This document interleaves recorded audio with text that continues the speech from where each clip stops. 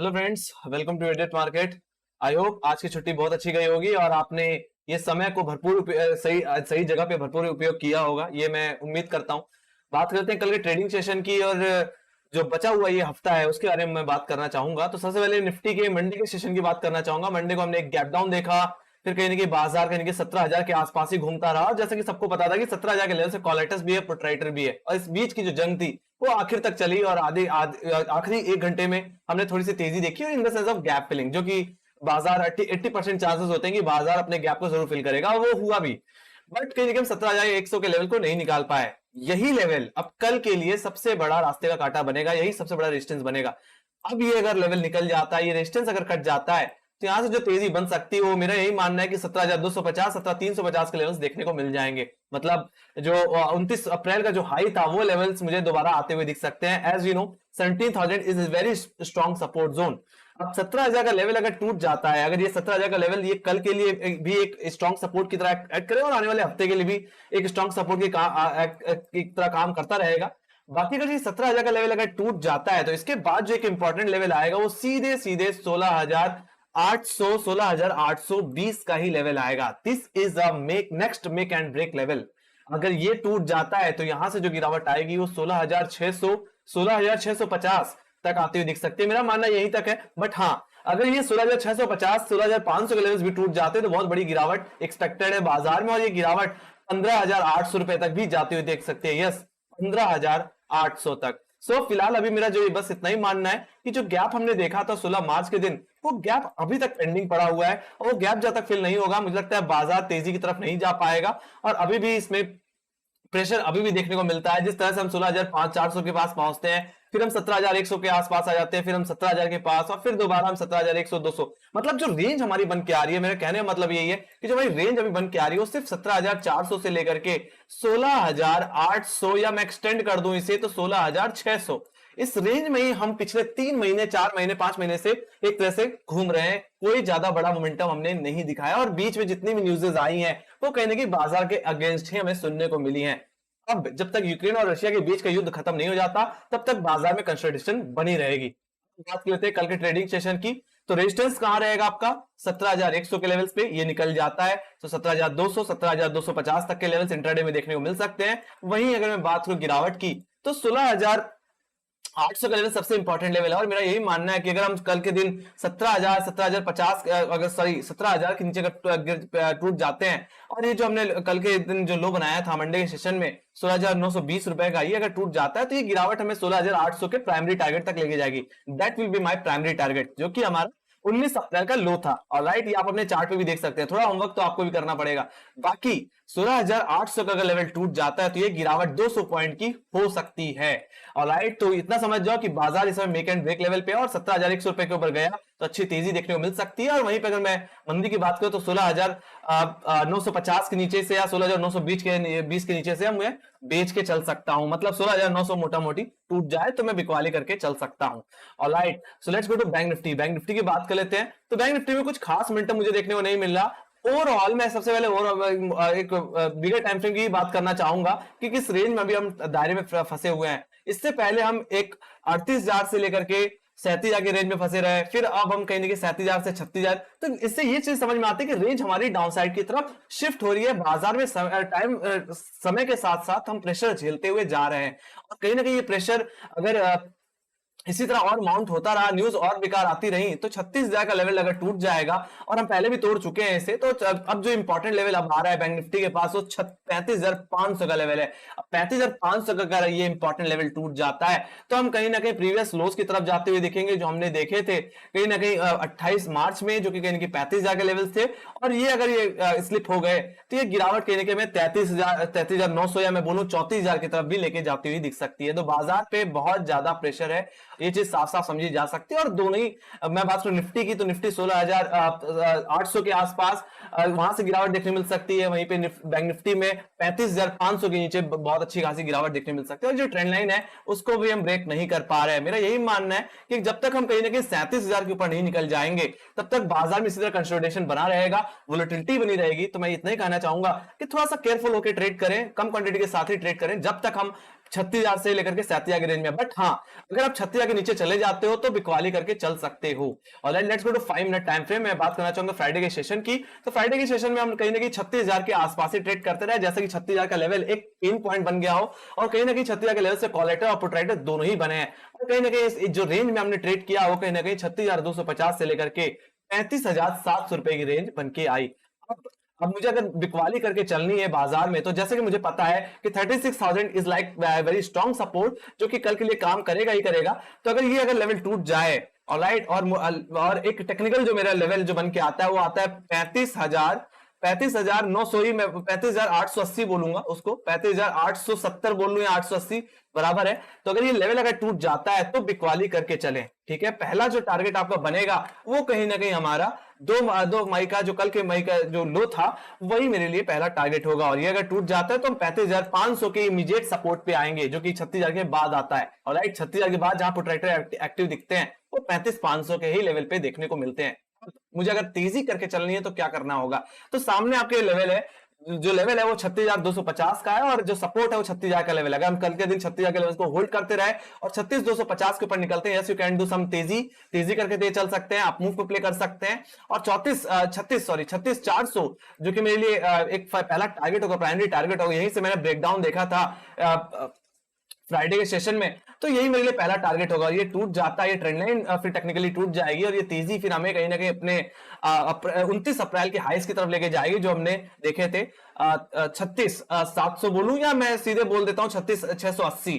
Alright, वो मेरा second target रहेगा। तो मैं यहाँ पे दोहरा देना चाहता हूं, तो अगर 36,250 के ऊपर निकले तो पहला टारगेट होगा आपका 36,400, और सेकंड टारगेट जो बन के आने वाला है वो 36,700 का ही मोटा मोटी बन के आने वाला है। अगर हम साइज के ऊपर निकल जाते हैं तो जो हमने गैप पेंडिंग अभी तक रखा हुआ है, जिसको अभी तक फिल नहीं किया है, जिसकी मैं बात कर रहा हूं यहाँ पे 22 अप्रैल की, तो 22 अप्रैल के दिन जो गैप था वो फिल नहीं हुआ था। 100 पॉइंट्स फिल कैप्चर हुए थे, पर 100 पॉइंट्स अभी भी बाकी रह गए हैं। तो मेरा यही मानना है कि अगर ये तेजी अगर इस ट्रेंड लाइन के ऊपर आ जाती है, तेजी इस ट्रेंड लाइन के ऊपर सस्टेन कर जाती है, तो कहीं ना कहीं हम 36,800 और 37,000 की तरफ भी जाते हुए दिख सकते हैं। But it all depends on न्यूज़ेस also. कहीं ना कहीं यूएस में जो इन्फ्लेशन का डेटा है वो कहीं ना कहीं बाजार को फियर में डाल रहा है। बट मेरा ये मानना है कि अगर उससे कुछ अच्छा रिएक्शन मिले तो बाजार भी तेजी दिखाएगा, अदरवाइज इसी तरह हम कंसोलिडेशन में फंसे रहेंगे। Let's go to option chain. Option chain की अगर मैं बात करूं तो निफ्टी की अगर मैं ऑप्शन चेन देखूं तो यहाँ पे जो कॉलेटर पुट राइटर सबसे ज्यादा एक्टिव दिख रहे हैं वो 17,000 के लेवल्स पे दिख रहे हैं। एज यू नो कि 17,000 एक इंपॉर्टेंट सपोर्ट है इस हफ्ते के लिए, आने वाले हफ्ते के लिए। अब ये टूटेगा तो इसके बाद जो एक्टिव पुट राइटर्स देखने को मिलते हैं सबसे ज्यादा वो 16,800 के लेवल्स पे देखने को मिलते हैं। जैसे मैंने बताया टेक्निकली भी 16,820 रुपए का लेवल है, और ऑप्शन चेन में भी ये चीज साफ साफ रिफ्लेक्ट हो रही है। वही बात करो पुट कॉल राइटर्स की, तो कॉल राइटर्स ऊपरी लेवल से अच्छा खासा प्रेशर बना रहे हैं, यानी कि 17,200 पे भी अच्छी खासी पुट कॉल राइटिंग है, वहीं पे 17,100 के लेवल्स पे भी अच्छी खासी कॉल राइटिंग, और 17,000 के लेवल्स पे। अब डिपेंड यही करता है कि अगर हम कल के दिन 17,100 रुपए के ऊपर होल्ड कर जाएं तो एक अच्छा अपमूव हम प्ले कर सकते हैं, तेजी करके चल सकते हैं। और लाइट अगर हम 17,000 के नीचे फिसल जाएं तो 16,950 या 16,900 के लेवल से आप बिकवाली करके चलो 16,800 रुपए तक के टारगेट्स के लिए। बाकी 16,800 गया तो ये बिकवाली करने के 16,600 16,650 16,500 की तरफ गहराती हुई दिखेगी। Let's go to bank Nifty. Bank Nifty की अगर मैं बात करूं तो बैंक निफ्टी के लिए कल के दिन जैसे मैंने बताया कि 36,000 का लेवल एक इंपॉर्टेंट सपोर्ट है, और इसी के आसपास हम मंडे के दिन घूमते रहे। और कहीं ना कहीं इसमें अगर मैं पुटराइटर्स की बात करूं तो यहाँ पे 18,28,00,000 का वाई बनता हुआ दिख रहा है। वहीं पे इसके नीचे अगर मैं पुटराइटर्स की एक्टिव बात करूं तो 35,500 लेवल पे एक्टिव पुटराइटर्स दिख रहे हैं, और कहीं ना कहीं इसी के बाद जो इमीडिएट सपोर्ट आएगा वो 35,500 का ही आएगा। ये एक मेक एंड ब्रेक लेवल होगा इस हफ्ते के लिए और आने वाले हफ्ते के लिए भी। और 35,500 टूटा तो गहराई बढ़ सकती है, इतना मैं कह सकता हूं, ठीक है। वहीं पे अगर मैं कॉलेटर्स की बात करूं तो 36,500 लेवल पे इमीडिएट लेवल्स पे कॉलेटर्स है, और यही कहीं ना कहीं कल के दिन एक इमीडिएट रेजिस्टेंस बनेगा। बाकी अगर हम 36,000 के नीचे फिसल जाते तो इन कॉलेटर्स का दबदबा 36,000 के लेवल्स पे भी बनता हुआ दिखेगा। सो लेट्स सी, अगर हम 36,000 के ऊपर सस्टेन कर जाते हैं शुरुआती 1-2 घंटों में तो ये तेजी कहीं ना कहीं 36,500 रुपए के लेवल्स को ब्रेक कर सकती है। बाकी 37,000 के लेवल्स पे तो अच्छी खासी कॉलेटिंग हम देख ही रहे हैं। मोटा मोटी कहने का मतलब यही है कि हम इसी दायरे में ही ट्रेड कर रहे हैं अभी तक, अभी 37,000 से लेकर के 36,000 के रेंज में। बट मेरा यही मानना कि जो दायरा हमने पिछले महीने कंपेयर करें तो दायरा 1,000 पॉइंट नीचे है। ऑलराइट, और ये गिरावट और बढ़ सकती है अगर हम 35,500 के नीचे चले जाते हैं, जहां पे अच्छे खासे पुट राइटिंग देखने को मिले। इसके नीचे फिसले तो गिरावट गहराएगी। Let's go to global indices. तो कहीं ना कहीं मैं लाइव चार्ट देख यहाँ पे लाइव देख पा रहा हूँ। यहाँ पे ग्लोबल इंडिसेस, यहाँ पे मनी कंट्रोल को मैंने खोल रखा है, और यहाँ पे नैस्डैक में थोड़ी सी हल्की सी गिरावट के साथ बाजार खुला है, बट कोई ज्यादा सीवियर गिरावट मुझे देखने को नहीं मिल रही आज के दिन। बाकी बात करो यूरोपियन बाजार की, तो कल की गिरावट के बाद आज के दिन थोड़ा सा रिकवर होते हुए दिखे हैं। वही बात करो एशियन बाजारों की, तो एशियन बाजार भी 17,000 के आसपास ही ट्रेड कर, मतलब एसजीएक्स निफ्टी 17,000 के आसपास ही ट्रेड करता हुआ दिख रहा है फिलहाल। सारे के सारे एशियन बाजार में जितने भी स्टॉक इंडिसेस हैं वो सारे सारे के सारे फ्लैटिश नोट पे ट्रेड करते हुए दिख रहे हैं। Let's go to live chart. तो यहाँ पे मैंने एसजीएक्स निफ्टी का लाइव चार्ट खोल रखा है, और यहाँ पे मैं कुछ दिखाना चाहूंगा। एक चीज आप लोग ध्यान से देख लो तो मुझे लगता है काफी कुछ आपको समझ में आने लग जाएगा। बात करूं यहाँ पे एसजीएक्स निफ्टी की, तो एसजीएक्स निफ्टी बार बार 16,800 के लेवल को अपने सिक्योर कर रहा है, इसके नीचे नहीं फिसल रहा है, ये सबसे अच्छी बात है। बट अगर ये लेवल अगर टूट जाता है तो ये गिरावट गहराएगी, और ये गिरावट वहां तक जा सकती है जहां हमने मार्च में भी देखा था ये इस डिप को 15,600 15,650 यहां तक की गिरावट आ सकती है। तो पहला जो टारगेट होगा, पहला लेवल जहां से मार्केट घूम सकता है वो है 16,500 का लेवल, और दूसरा लेवल जो आता है जहां से और गहराई बढ़ेगी वो है 15,600 का लेवल। तो आप समझ सकते हो कि 16,800 का लेवल कितना इंपॉर्टेंट है बाजार के लिए, और ये अगर टूट जाता है तो गिरावट 16,500 और 15,600 रुपए की तरफ जाते हुए दिख सकते हैं, जो 7 मार्च के लोस थे। तो एसजीएक्स निफ्टी काफी सिक्योरली ट्रेड करता हुआ दिख रहा है। वहीं बात करूं मैं नैस्डैक की, तो नैस्डैक भी कहीं ना कहीं अपने ऐसे लेवल्स पे आ चुका है जहां पे जनरली एक मेजर मुझे रिकवरी देखने को मिली है। मैं बात कर रहा हूं यहाँ पे 12,200 12,500 के लेवल्स की, तो ये एक इंपॉर्टेंट सपोर्ट है इस समय नैस्डैक के लिए। और अगर ये लेवल अगर टूट जाता है जहां पे इस समय हम हैं, वो अगर ब्रेक हो जाता है तो ये गिरावट और एक्सटेंड होती हुई दिख सकती है, ये कंडीशन और सीवियर हो सकती है। तो कल की बहुत बड़ी गिरावट के बाद थोड़ी सी रिकवरी भी देखने को मिली, और फिर आज के दिन उस बाजार उस क्लोजिंग को, कल की जो क्लोजिंग थी फ्राइडे की, उसको सिक्योर करने की कोशिश कर रहा है, और 12,500 रुपए के ऊपर निकलने की कोशिश कर रहा है। और 12,500 रुपए के ऊपर निकल जाता है और कहीं ना कहीं 13,000 रुपए के लेवल्स को सिक्योर कर लेता है, तो यहां से एक प्रॉपर बाउंस मैं देखता हुआ दिखूंगा, एक वैलिड बाउंस मुझे यहाँ पे से आता हुआ दिखेगा, और दोबारा नैस्डैक की कहीं ना कहीं कंडीशन थोड़ी सही होती हुई दिख सकती है। Let's go to Dow Jones. तो डाउ जोन्स ने भी बहुत अच्छी खासी गिरावट दे दी। इसने कहीं ना कहीं अपने 8 मार्च और कहीं ना कहीं 23 मार्च के जो लोज थे, कहीं ना कहीं 32,600, जैसे मैंने बोला भी था कि कहीं ना कहीं 32,000 तक के लेवल्स भी देखने को मिल सकते हैं, और हम 32,600 तक गए भी, 32,500 रुपए तक गए भी, और वहीं के आसपास हम ट्रेड करते दिख रहे हैं। मेरा यही मानना है कि जब तक हम 33,500 रुपए के लेवल्स को रिगेन नहीं कर लेते, तब तक थोड़ी सी कंसोलिडेशन में रह सकता है डाउ जोन्स। बट मेरा यही मानना है कि अगर एक बार ये निकल जाए तो यहां से जो बाउंस होगा वो वैलिड हो जाएगा, और ये तेजी कहीं कि 34,500 की तरफ लेके जाती हुई दिखेगी। So let's go to broader view. मैं यहाँ पे ब्रॉडर व्यू, थोड़ी वीडियो लंबी होने वाली है, तो कोई दिक्कत की बात नहीं, पॉपकॉर्न लेके बैठे रहो, कोई इशू की बात नहीं, आराम से एंजॉय करो वीडियो को, ताकि आपको बेहतर समझ में आए कि बाजार में हो क्या रहा है। आज के दिन में पूरी डिटेल्स मैंने बहुत गौर से देखी है, और उसी पे आज मैं डिस्कस करता हुआ दिख रहा हूं। मैं बात करूं यहाँ पे मंथली चार्ट की, तो आप देख सकते हो हमने एक शार्प अपसाइड देखी है, उसका कोई करेक्शन नहीं देखा। एक मेजर जो करेक्शन होता है वो अभी तक हमने नहीं देखा। अगर मैं 2020 से देखूं और यहां तक मैं 17,500 देखूं या 18,000 के लेवल तक देखूं, आपको कोई भी चार्ट में झुकाव नहीं देखने को मिल रहा, जो कि बहुत ही जरूरी है। मतलब यहां पे एक मेजर अपसाइड का एक मेजर करेक्शन अभी तक नहीं आया है मंथली बेसिस में, या बात करूं ईयरली बेसिस में। आप देख सकते हो जब भी कोई तेजी आई है तो उसका झुकाव भी हमें देखने को मिला है, एक मेजर तेजी का, ठीक है, जो ईयरली बेसिस या मंथली बेसिस में बात करूं। ऑलराइट, और इसका झुकाव अभी तक नहीं आया। मतलब बाजार जो भी कर रहा है वो सही कर रहा है, हमें कोई भी दिक्कत नहीं होनी चाहिए, इस चीज को हमें एक्सेप्ट करना चाहिए, इस गिरावट को। और जो हमने लो देखा था, मैं इस लो की बात कर रहा हूं, यहां पे जो हमने लो देखा था कहीं ना कहीं पिछले महीने अप्रैल के सेशन में, जो कि 16,828 का लेवल है, मतलब 16,820 का लेवल है।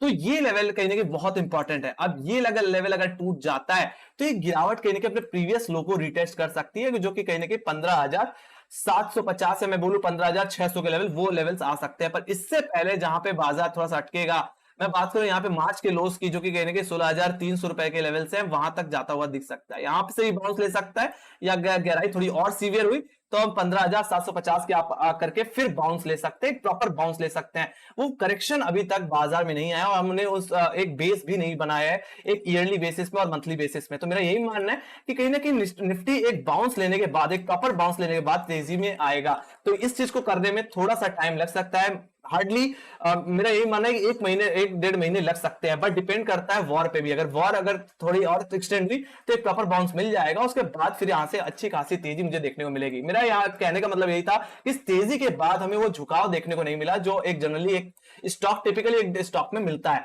और वो चीज अभी तक देखने को नहीं मिली। अब कोई भी स्टॉक या इंडेक्स लगातार तेजी की तरफ तो जाएगा नहीं, ऑलराइट, थोड़ा सा तो झुकाव दिखाना ही पड़ेगा, थोड़ा सा करेक्शन तो दिखाना ही पड़ेगा, ऑलराइट, उसके बाद ही हम कोई तेजी एक्सपेक्ट कर सकते हैं। और वहां यहाँ पे मेरा यही मानना है कि निफ्टी भी वही करता हुआ दिख रहा है। वही बात करूं बैंक निफ्टी की, तो बैंक निफ्टी में हमने लगातार तेजी देखी, कोई झुकाव देखने को नहीं मिला चार्ट में, और वो करेक्शन अब मुझे लगता है बैंक निफ्टी में आता हुआ दिख रहा है, और ये करेक्शन आना भी चाहिए, हेल्दी करेक्शन है, और इससे हमें बहुत ज्यादा फायदा होने वाला है आने वाले सालों में। तो मेरा यही मानना है कि यहाँ पे जो करेक्शन जो आ रहा है उसको आने दो, और यहाँ पे जो हमने मंथली बेसिस में देखी कैंडल जो कि प्रेशर पॉइंट इंडिकेट करती हुई दिख रही है, और अगर मैं इस मंथली कैंडल के अगर लोस को देखूं तो ये एक जो अप्रैल के सेशन के लोग वो कहीं ना कहीं 35,300 के लेवल से है, मैं बोलूं 35,500 के लेवल से, ऑलराइट, टेक्निकली। और ये लेवल अगर टूट जाता है तो ये गिरावट कहीं ना कहीं हमें दोबारा कहीं ना कहीं 2 मार्च के लोस तक लेके आ सकते हैं, जो कि 32,300 के। बट मेरा यही मानना है कि बाजार कहीं ना कहीं बीच में एवरेज प्राइस पे ही बाउंस लेगा, तो ये लेवल कहीं ना कहीं आता है 33,000 या मैं बोलूं 34,000, तो 34,000 is the level from where market can bounce, alright. तो 34,000 के तक की डिप मेरे हिसाब से आ सकती है आने वाले समय में, ठीक है, इट्स माय कन्विक्शन। और देख सकते हो इतनी बड़ी तेजी के बाद ऑलरेडी लगातार तेजी दिखी, हमने झुकाव नहीं देखा, और कहीं ना कहीं अपने प्रीवियस हाई पे हमेशा इंडेक्स सपोर्ट लेता आया है। और यहाँ पे मेरा यही मानना है कि मेजर तेजी के बाद एक बार दोबारा एक ईयरली बेसिस में, मंथली बेसिस में एक सपोर्ट लेता हुआ दिखेगा, ऑलराइट। अगर वो सपोर्ट ले लेता है तो फिर बाद में चलने के लिए बैंक निफ्टी तैयार हो जाएगा। सो इसी के साथ guys, thank you very much for watching, make sure guys like subscribe जरूर दबा देना, और टेलीग्राम चैनल लिंक ज्वाइन तो लिंक डिस्क्रिप्शन बॉक्स में, मार्केट से रिलेटेड जितनी न्यूज रहती है वहां पे अपडेट हो जाती है। तो आई होप बैंक निफ्टी और निफ्टी के बारे में समझ में आ गया होगा। बाकी ये बाउंस अगर मिल जाता है 34,000 या 32,000 के लेवल से, तो मैं ऐसे एक्सपेक्ट कर रहा हूं कि यहां से कहीं ना कहीं बैंक निफ्टी कहीं ना कहीं 45,000 50,000 की तरफ भी जाता हुआ दिखेगा आने वाले महीनों में या सालों में, ऑलराइट। और निफ्टी में भी अगर एक मेजर तेजी के एक करेक्शन के बाद मेरा यही मानना है कि एक अच्छा खासा बाउंस ये इंडेक्स लेगा और 20,000 21,000 की तरफ भी जाता हुआ दिखेगा, तो मेरा यही मानना है। सो इसी के साथ bye bye guys, see you next video.